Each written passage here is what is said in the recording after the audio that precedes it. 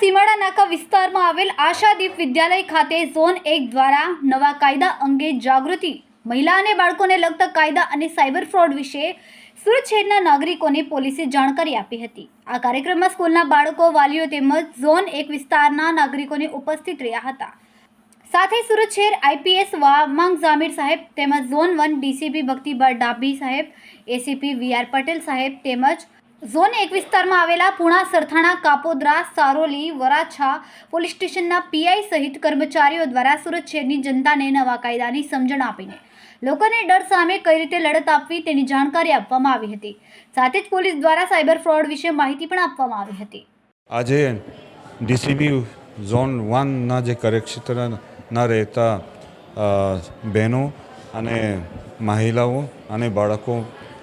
માટે જે નવા ક્રિમિનલ લોસમાં અલગ અલગ જોગવાઈ કરવામાં આવેલ છે આના વિસ્તૃત જાણકારી આપવા માટે એક સેમિનાર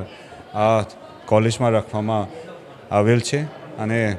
અત્યારે આ જે સેમિનાર ચાલુ છે, સેમિનાર 2 કલાક માટે રહે છે અને જે પોલીસના ઇન્વેસ્ટિગેશન કઈ રીતે નિષ્પક્ષ રીતે થવાનું જે વ્યવસ્થા ગોઠવવામાં આવેલ છે અને ફરિયાદી અને ભોગ બનનાર માટે અલગ અલગ સુવિધાઓ ઊભા કરવામાં આવેલ છે અને કેવી રીતે એવો સમયસર જે તમામ પ્રોસિડિંગ્સ પૂરો થાય આ પ્રકારની જે જોગવાઈ કરવામાં આવેલ છે આના વિષયો પર જાણકારી આપવામાં આવશે અને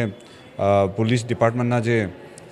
ટ્રેનિંગ લીધેલા જે રિસોર્સ પર્સન છે, પીઆઈ અને ડીવાયએસપી રેન્કના જે ઓફિસર છે આના માધ્યમથી આ ટ્રેનિંગ આપવામાં આવશે।